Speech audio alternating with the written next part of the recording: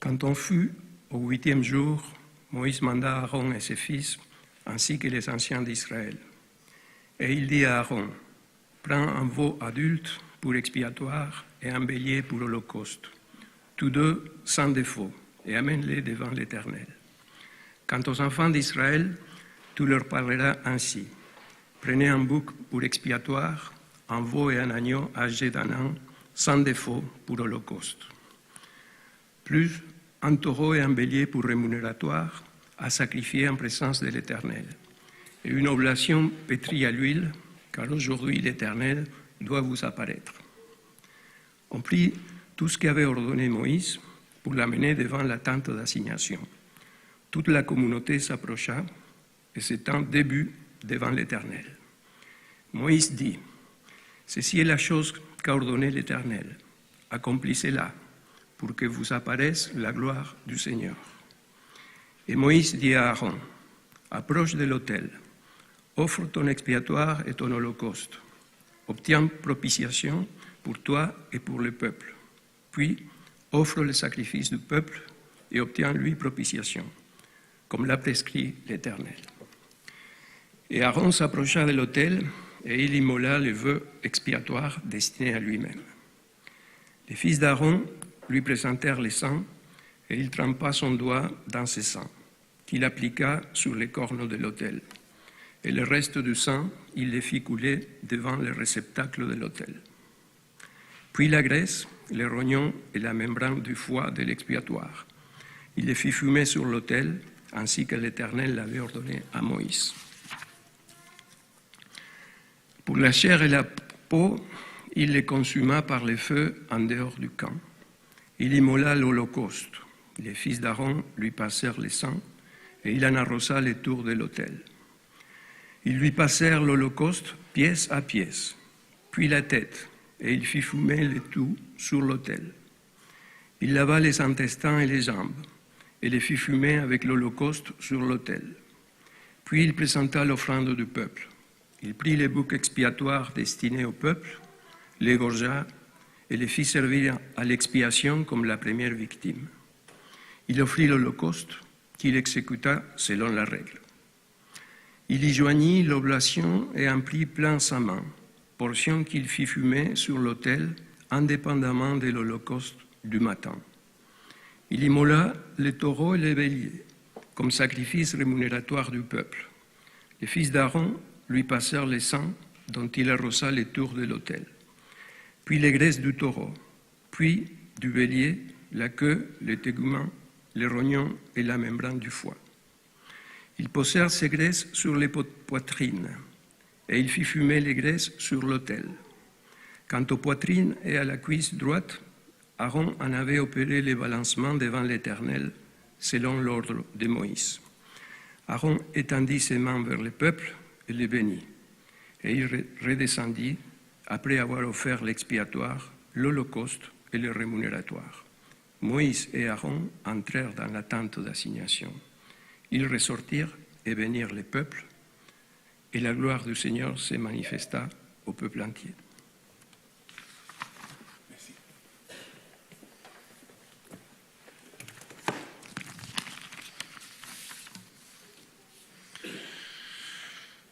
Alors, Rabbi Gilad Kariv est une figure marquante du judaïsme réformé en Israël. Il est rabbin, avocat et homme politique, connu pour son engagement en faveur du pluralisme religieux, de l'égalité et de la justice sociale. En tant que membre de la Knesset, il œuvre activement pour faire progresser les valeurs libérales et les droits de toutes les communautés en Israël. Son parcours et son leadership font de lui une voix importante et respectée au sein du paysage religieux et politique israélien contemporain. It gives me great pleasure to welcome Rabbi Gilad Kariv to us, to the Gil tonight, who's going to share with us some words of Torah. Welcome, Rabbi Gilad.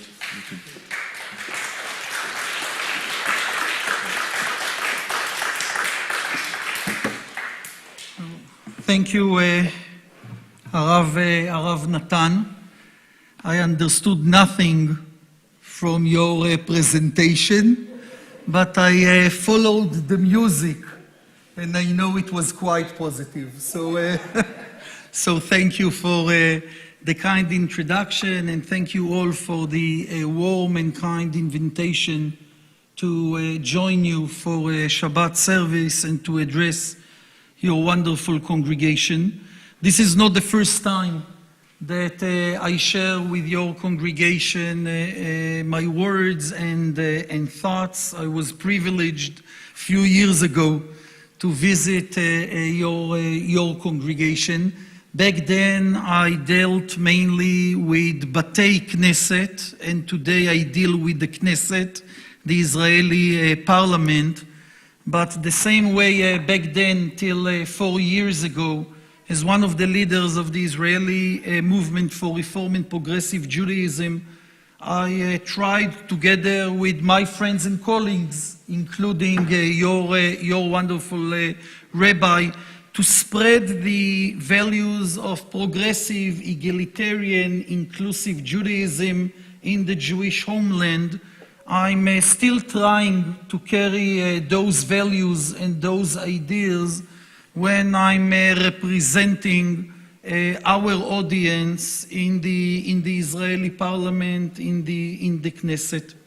The reason why I arrived to Geneva yesterday late night after the conclusion of Israel's National Holocaust Memorial Day, Yom HaShoah, was in order to attend a conference that brought together leaders from different countries in the Middle East, including, of course, Israel and the Palestinian territories, and together in a very difficult situation and under extremely challenging circumstances, we tried to envision a different reality for our countries, for our region, and not only to envision a different reality, but also to ask ourselves in a very serious and profound way, how can we move slowly towards this new reality? And when I came to this conference yesterday night, while carrying with me the yellow pin, which is a constant reminder of our duty to bring back the 59 brothers and sisters that are still in the brutal and inhumane captivity of Hamas and the Islamic Jihad inside the Gaza Strip, I carried with me this traditional Jewish demand, which is also rooted in the history of our people in the last 100 years, and also in the values of Zionism, not to be naive, and to remember the need to approach the current situation with a deep understanding that in the end, the Jewish people and the Israeli society must be first committed to the well-being of the Jewish people and the state of Israel, and to take all necessary measures in order to defend our independent state and its citizens. But the same way I carried with me to this conference this deep commitment to Jewish resilience and the ability of the Israeli society to protect itself and to defend itself, I also carried with me this Jewish notion and this Zionist notion that we are not allowed to put our dreams, our hopes, our values aside, even when we confront an extremely challenging and painful reality. In few days, we will celebrate Israel's 77th Independence Day. And when you go back to the fundamental document of our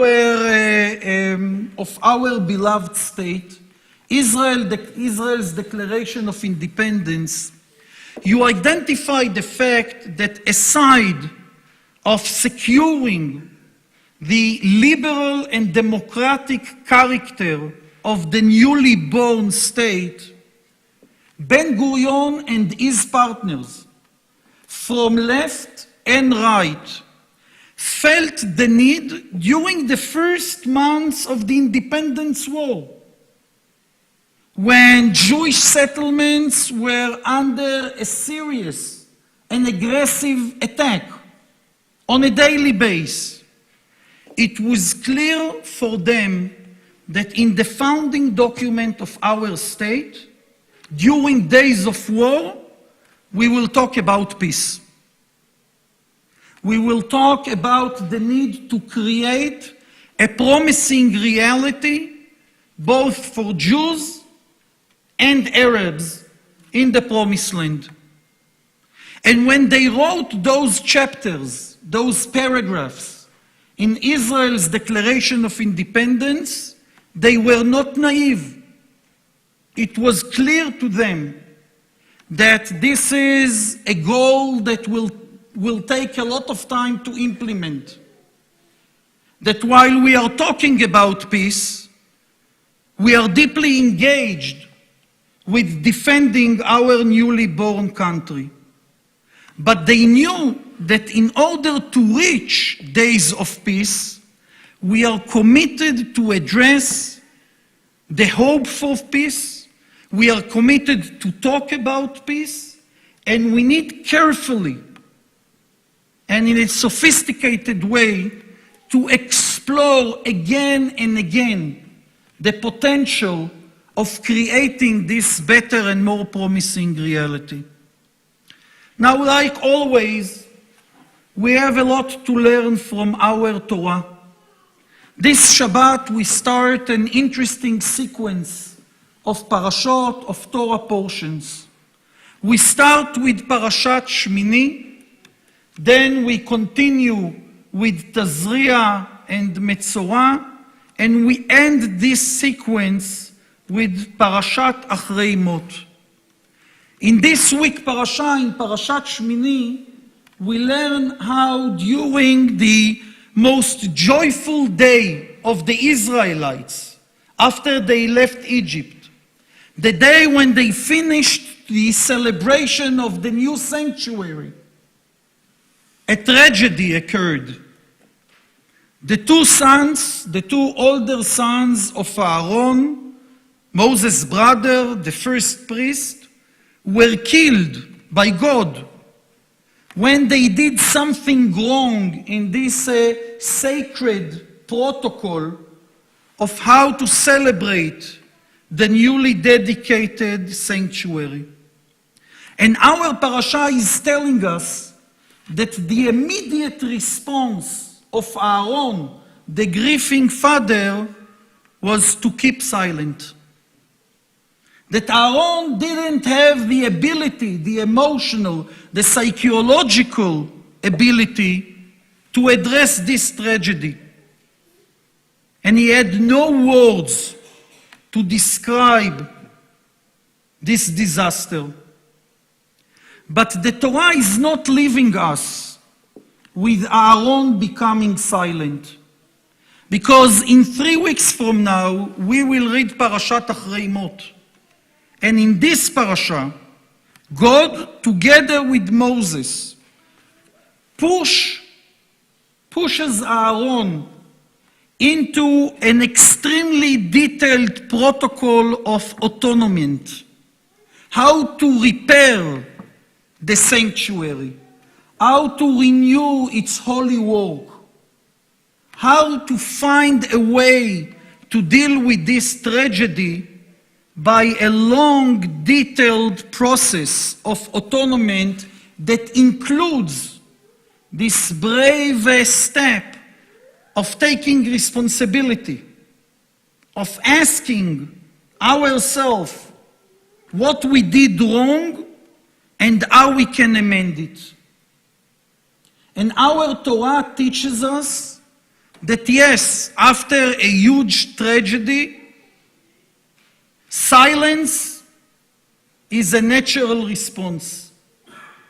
This feel that we are paralyzed, that we cannot go back into the routine, this is a natural psychological reaction. But our tradition demands us not to see the natural and immediate psychological, personal and collective response as the end game. It is only the beginning of the process. It cannot be the final goal and destination. The Israeli society was paralyzed by October 7th, a disaster that took place on the 8th day of the wonderful holiday of Sukkot and Shmini Atzeret. And for months, the Israeli society was paralyzed in its response to this terrible new reality. But on the basis of our Jewish tradition and the basis of the proactive approach of the Zionist ideology, we understand that silence is not an option, that we need to take responsibility, that we need to find a way to go back into a promising routine of our Israeli life. And we understand that we need to do it while we are still fighting for the life and the dignity of 59 brothers and sisters. We understand we need to do it while we are still fighting a brutal enemy.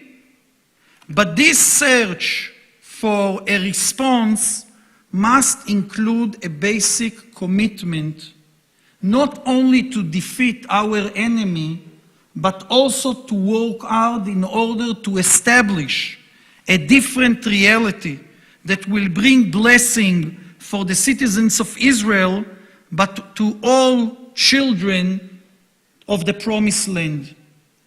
And in between our Parashat Shmini and Parashat Achrei Mot, we find other two parashot, Tazria and Metzorah.